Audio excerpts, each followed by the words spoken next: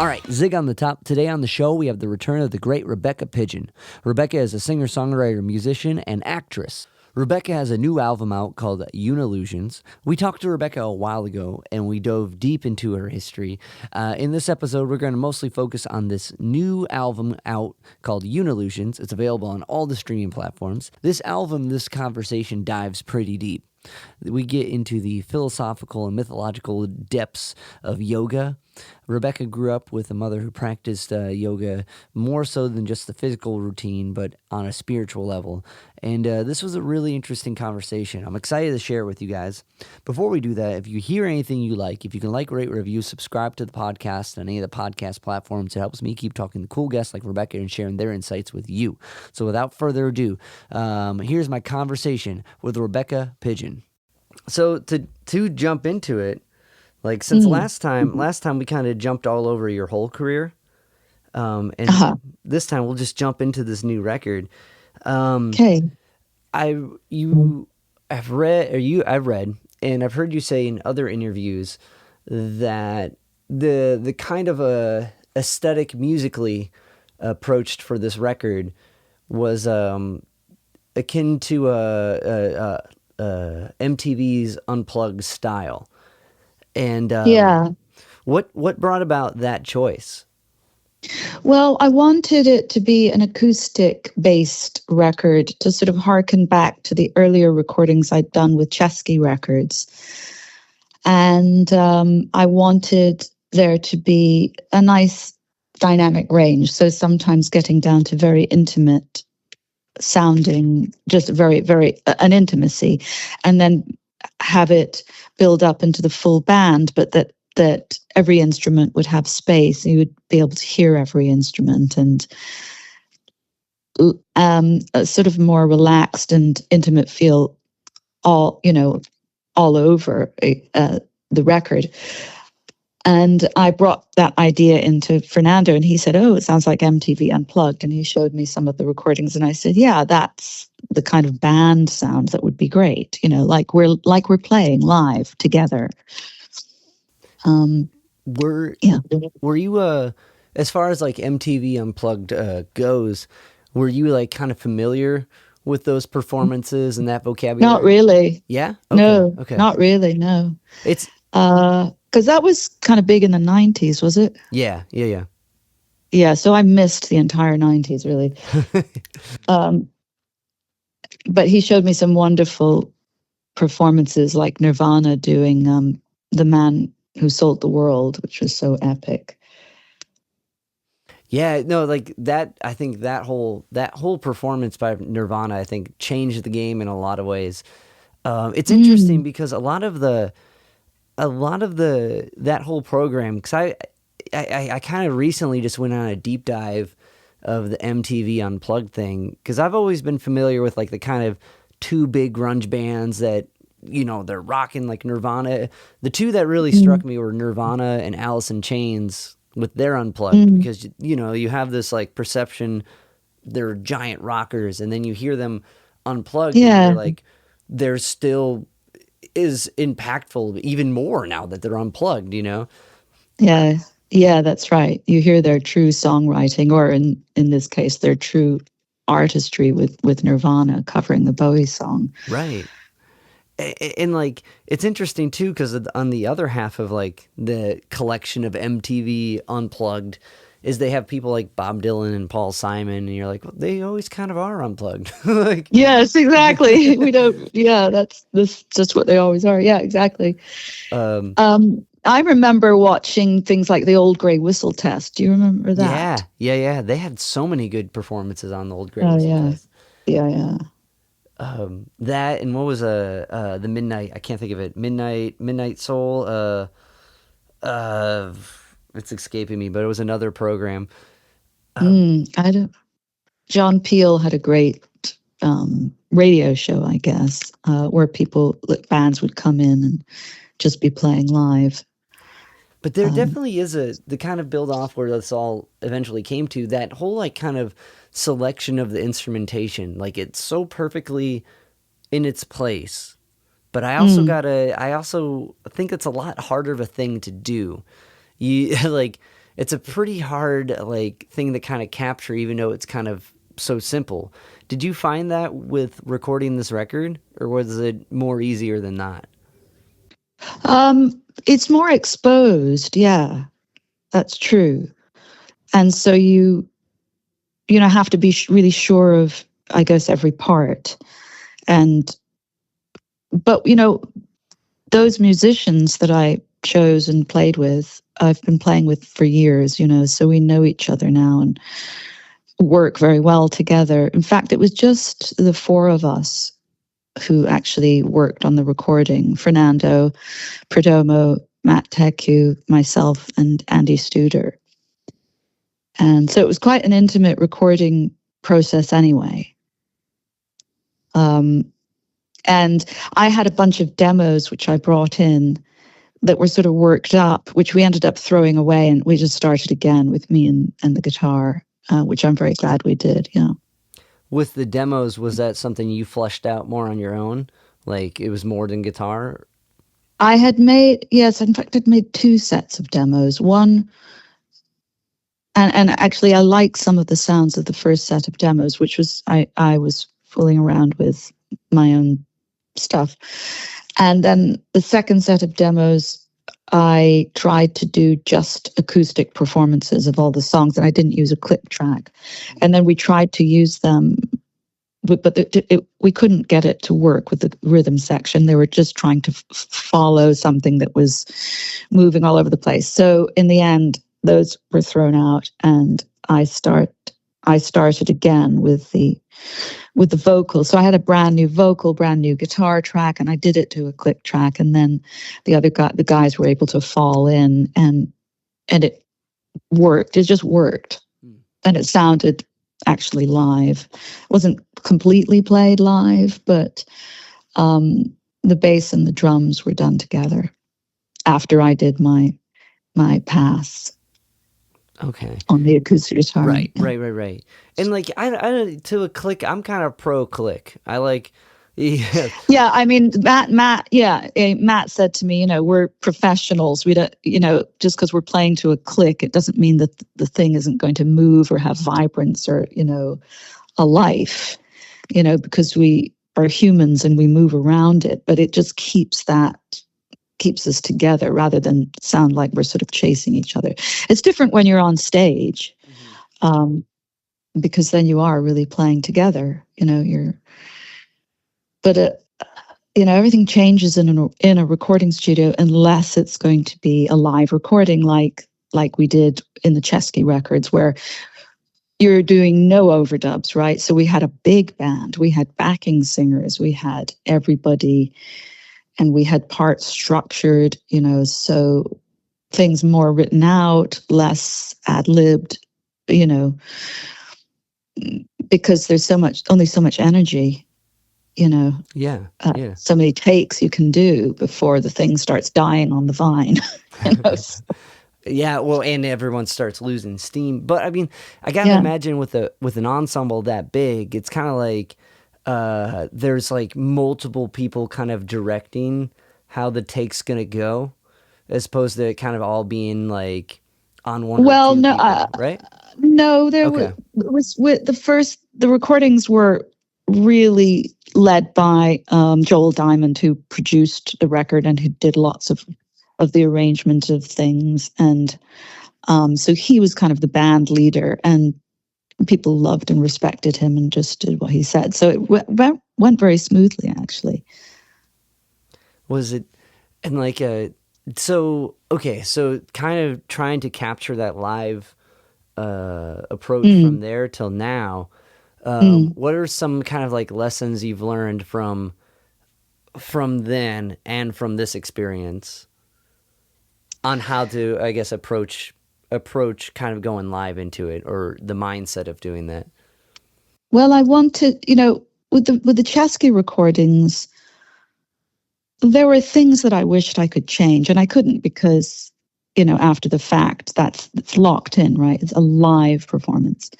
But they were very popular, and I got a fan base from it. So I wanted to give something back to those fans and have more of an unplugged acoustic approach, which we did. how does it sound live? Because it kind of is live. It's just like, we're all in the room and recording it at the same time, except just sort of maybe one after another. And we did have a chance to do overdubs and so forth. So you can get, you can get the sound that you want and still make it sound live. I don't know if that answers your question. No, I think it does, because it's like going from one experience and how you can do it now, even if it's not the exact same steps. Yes. Yeah. Another thing with this record that I found really interesting was, like, I believe it was your mother that got you really into yoga, or your mom was into yoga, and you, right? Yeah. Mm-hmm. Yes. Like, kind of diving through some of these narratives. I think, like, your songwriting's on, like, another level with this record. Oh, thank you. And yeah, I mean, yes, my mother is an Iyengar yoga teacher, so I got into it, and I was writing. I went to the Ramayana, and I was looking at these stories, these wisdom stories. I've always been interested in mythology or biblical stories. I'm always interested in philosophy and teachings, because I'm interested in, I guess, learning how to live life better, right? So I'm always looking for that kind of teaching. And because I'm a yoga student, I heard a teaching which I thought was fascinating, which is that in yoga philosophy, or in Patanjali philosophy, the process of knowledge is described as a process of disillusionment. And so that we're going along in our life with one set of beliefs, and we learn something which makes us know that what we believed before was a kind of illusion, right? It wasn't quite true. And now we have something more true. So I was thinking, maybe, could truth be called a state of no illusion? Essential truth, a place of unillusion, and, which we mortals, can never know. So I found that so fascinating, that we actually probably are going to spend our lives really in a state of illusion of one form and another, but with moments of unillusion, with moments of clarity, moments of learning. And I thought it was a good title for the album, because I was reading these stories, inspired by them, and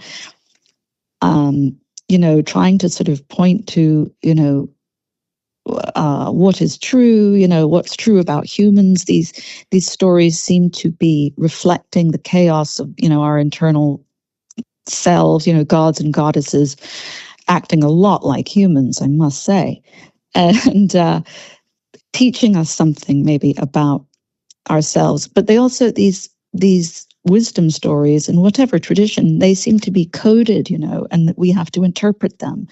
And also we come back to them again and again, and they seem to mean something different every time we come back, but yet they seem to be speaking to, what's going on within us. They're like dreams in a way. They're so they're odd.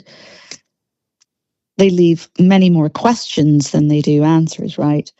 And in a way, a process of growing up and maturing is the process of learning how to ask better questions about our own selves, right? In order to become a better being, right?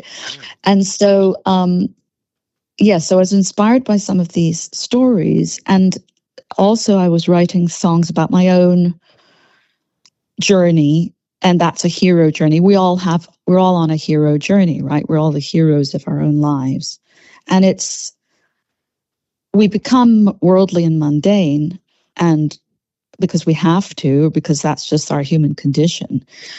But when we think about life, it's such a grand, mysterious, epic journey from the cradle to the grave. And we we have no idea what it is, what it means or why we're here, who we are. So I thought that was a good title for the album, because the album is about, in a way, one of the themes of the album is seeking some kind of truth, I guess. Yeah, no, that's beautiful, and it's one of those like, I'm trying to find the best way to describe it, but when I was attending college, I really got into philosophy because there's like this kind of snippet, like this little bite of like of that clarity when you read some of these like kind of Yeah, philosophical insights, and that I experience like, oh, just getting all like a caffeine rush of yeah, wisdom. You're like, whoa, and like it's interesting, and you brought it up. It's interesting, like when you like, and that kind of changes how you look at everything, and you keep on going, but with that little nugget of like kind of lack of illusion, or hmm, break from the illusion to keep in the same kind of realm we're talking with. But and then like years go by and that's seeded in there, and even when you go back and you read it again, it strikes mm, differently too. And you're like, well, you know what? Before it got to like that downbeat of the paragraph where they hit like the line home, like I don't know, I think therefore I am, like super simple, like that hmm, end statement, right? Whoa, that hits. But sometimes like when you go back and you reread the hmm, meditations, like the first two paragraphs kind of have a little something in it, and you kind of get that like, oh, this is still pungent. There's still more here for me to kind of like absorb, mm, and oh like God, yeah, in that way, I kind of feel the same way with poetry. Like sometimes yeah, you blow through like the first three pages, and that fourth one really hits you. But when you revisit that little poetry book, it's like, well, that first one kind of, I get why that's yeah, there now.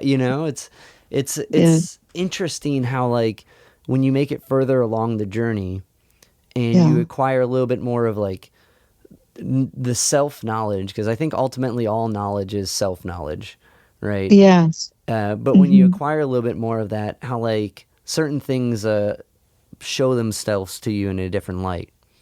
Yes, yes, exactly, exactly. And that self knowledge is, there's a word for it in Hindu called, or it's Sanskrit, I think, svadhyaya, and that's a part of Patanjali philosophy, right? This study of the self, not the ego self, not the small self, but the essential self, the tendencies, the higher self, the karmic self, you know how we how we operate, how we live, what secret things that we have no idea about, or what secret beliefs are running our lives, etc. I mean, and and then it can get quite cosmic, in a yoga practice. Thinking about the magnificence of the organs and the cells and the way the body works. And then you can get quite, they have this beautiful teaching that every organ is ruled by different deities and they're inhabited. And, it can, it, and you can experience a sort of blossoming of a much broader awareness in a yoga practice, which is to do with connecting within, right, and not at all anything. It's actually rather sort of closing yourself off to it, the external impressions, and the senses, are involuted, and they become they work differently. They're still working, but they work differently. They're more about knowledge, inner knowledge, than they are about working outwardly. Uh, anyway, yeah, it's a deep, oceanic, fascinating subject. Yeah. And one thing I found interesting, I mean, I don't know specifically um, the strain of like, I mean, there's so many different like I guess, okay, the sum it all, like one thing I found, I remember learning, so getting really into philosophy and then being bitten by that bug, cracking open all these books and like, oh my God, this is here the whole time and I just didn't know, you know, and just like Western philosophy, Eastern philosophy, trying to like be Yeah. exposed to it all, you know, and like Yeah. I remember seeing exhibit at the Cleveland Art Museum of the Mm. art of yoga, and I can't remember specifically, like, but I remember go like kind of have seen all like how ancient it is, and like just how like different, like they had music that went with all, like there was just so much more to it than just kind of like this practice of like health, which is kind of like what it's now like branded as, is like, you know, get thin yoga. Yeah, yeah. That's right. That's right. And Yeah, like, no, that's kind of not it at all. Yeah. right, which is like like I don't need a yoga mat. Like there's so much more interesting Yes. stuff there. Yes. Yeah. Yes. Oh God, indeed. Yes. So I guess I bring out, so with your kind of like having been exposed to it for a long time, uh like, and I don't want to like, if anything, like the get thin yoga thing hopefully is kind of the starting note to someone's like sympathy of Mm. trying to learn and expand themselves in that way, you know. Mm-hmm. But with the some of the stories in here, I wanted to ask, and maybe I'll just kind of bring them Mm. up like song wise. I wondered, like, because there's some I can tell it follows a narrative. I'm guessing from the The source. Ramayana. Yeah. Yeah. Okay. The Reminder. It's it's if you read it phonetically, you'd say Ramayana, Okay. but I think it's pronounced Ramayana Okay. or Ramayana. Yeah. So there's some songs that sound like they kind of follow that narrative and put you in it perspectively, but then there's some I wasn't sure of. Like "Hypnotize Mm. Me" feels like a Mm. very modern song. Like, It is. okay, Yes, it is. so can Yeah. you talk about that one a little bit? Sure. That's about addiction, really, and about following the wrong path and losing one's way. That's really. Uh, um, I'm sorry. I'm just trying to go over the song in my mind when I'm Oh, talking to no you about. worries. Um, yeah, I mean that's what I would say, and that mire of illusion, right? That we're in most of the time, and we're all attached to these devices, which suck us into yet more. Yeah. And we are so separated from each other, right? We connect through the computer, and so we don't really know each other, and we form attachments, and then maybe with wrong people, and all that kind of side of our life. Yeah. Well, it's amazingly tied to that whole the narrative of illusion, and like it's kind of like, especially like doing more of the music thing now. I'm sure you've experienced just like kind of how like this whole media thing like gets whoosh, just like kind of absorbed in it. Because like I walk around like, oh, I only use it for the band thing, but man, I'm still using it. You know what I mean? Yeah. Yeah. Another song I love the chorus. I really love what you did musically, and I think it really kind of illustrates the narrative, is Queen of the Fields. Thank you. Yeah. So that was inspired by Sita, who is associated with Mother Nature, and I think the name Sita means plow. And she's at one point in the story abducted by the villain of the piece, Ravana, and she's Rama, her husband, sent, who's the man god Rama, who's the hero of the Ramayana. He sends Hanuman to go and find her, which he does. And I don't know why he doesn't save her. He doesn't save her, but she conveys this message for Rama. Tell him, that this has happened. Tell him that has happened. And but that her great what I find so inspiring about Sita is she's so courageous, and she's got such a strong faith, and she's so accepting of her lot in life. I mean, she has some other terrible things happen to her. She's so strong. At the end of the piece, because she's been abducted, there's something about, and I'm not an expert. I was just reading these stories like you would read fairy tales. But at the end of the whole epic, there's some question about whether she should be exiled from Rama because of the abduction, right? Even though she's never bending to any, she holds herself, high. She doesn't allow this person to touch her, this god to touch her. But anyway, so I just thought, bloody hell, this woman, she's this goddess, she's so wronged. And I think she, is subsumed she's swallowed up in flames at the end. And, anyway, so I, God knows what that means, but she, it's also mysterious. But I found her story very inspiring, and the way she describes her plight very inspiring. So that inspired Queen of the Field. Yeah. It is like an incredible, like, when you read some of these narratives, how kind of encompassing they are, but also at times how like kind of brutal they get. Yes. Oh my God. Yes. which is so interesting, I think, because we have these operatic emotions going on within us, right? Mm-hmm. Which you can really see in little 2-year-olds.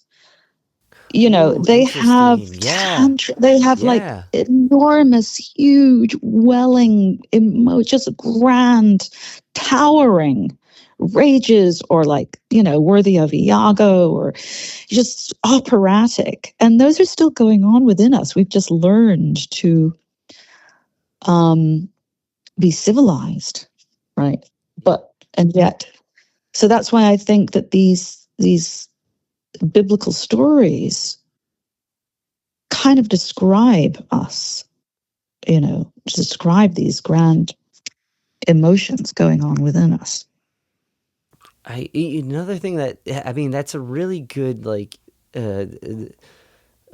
line to connect with. It's interesting because with like a 2-year-old something, the emotion's so intense and it's eruptive, and you're like, whoa. But at the same time, like, we, like, a lot, I shouldn't say we, but I find myself admiring people who are emotionally open in that sense, who are emotionally, like, when I think of some of the musicians and like artists I like, they're kind of having that operatic, like, explosion of emotion. But is it we like admire it maybe because it's organized and placed into a very specific way, or or are we envious of their like ability to just explode like that, and like society doesn't frown upon it? I don't have an answer to it, but yeah, that's interesting. I mean, they say that the best actors have absolutely no impulse control. So, but that makes a difficult person to have a life with, perhaps. That's true. Yeah, that's true. And we have to ultimately grow out of tantruming if we're going to progress in wisdom, right? I mean, but also therefore, I mean, I think happiness is a byproduct of a kind of progression in wisdom and of self-knowledge, because ultimately we find that we attach to the divine in one way or another, which is epically blissful. We, as I keep saying, we normal mortals only glimpse things We have glimpses, but at least we have glimpses, and we can, have practices that enable these glimpses. And it's a joyful thing. And it's not like a very serious thing at all. It's just it's a soothing and joyful thing. And when you see people in tantrums, and we all get into tantrums. We all have inner tantrums, right? It's just like, oh, you poor thing. God, we have to soothe ourselves, right? Right. And understand that person who's having a tantrum needs some sort of soothing, really. It's I guess it kind of goes, and it all circles back to that self-knowledge. But like, I like that. That's a very insightful bit. That like kind of happiness is a glimpse or a byproduct, you said, of so many other things. And I definitely think like those little minor breaks in illusion, like are enough to like kind of like drive home a lot of it. It gets you a lot of miles. Like, yes, in life, it gets you really far. And like, yes, it's a good investment. That's right. Yeah. Oh, and like it's one of those things. I really think like when you get those like other people around that are like, whoa, whatever you tell me about, you can kind of feel like other people like kind of turn to certain people when I should say, other people are interested and intrigued by someone who's so kind of just running on one of those like minor breaks from it. And it really is like, it's a really impactful and empowering thing. And I think ultimately, like, to bring it back to the record, I mean, there's not too many, I mean, there's a lot of music in the world, and I'm sure there's, music that touches upon it, but like, I appreciate that that's like the route you've been taking with your music, to kind of like use it to share some of these like insights. Oh, I'm so glad. And another thing I'm really like, cause like, we, since our last interview, I've been following you on the medias, and I'm happy to see like you playing out and you got a band. Like I just saw a clip with an accordion player, and like it was sounding awesome. Oh yeah. We're practicing because we're going to do a gig next Sunday at McCabe's here in Santa Monica. Okay, very cool. Yeah. It's our album release show actually for this album. Yeah. Beautiful. And like, is that like, as far as like, is it just you on the bill? Do you got like a whole lineup for the show, or? It's me and the band on the bill. It's just like our show. So yeah. Okay. That would be awesome. Doing, I know. So I thought I'd do an interlude of some of the Scottish songs I've done, and so I posted a rehearsal from that. Yeah. Well, Rebecca, I really appreciate you taking time to chat with me. Such a pleasure, Dave, as always. Thanks for doing it. Yeah. I'm looking, is there another album in the works? I know this one's just coming out, so it's like, I don't know, maybe, but like. Frankly, I don't know if I'll ever write another song in my life, when I finish. So, we'll see. Well, I hope you do, and I hope we get together to talk about the next project. Yeah. All right. Well, thank you. Thank you. Take care.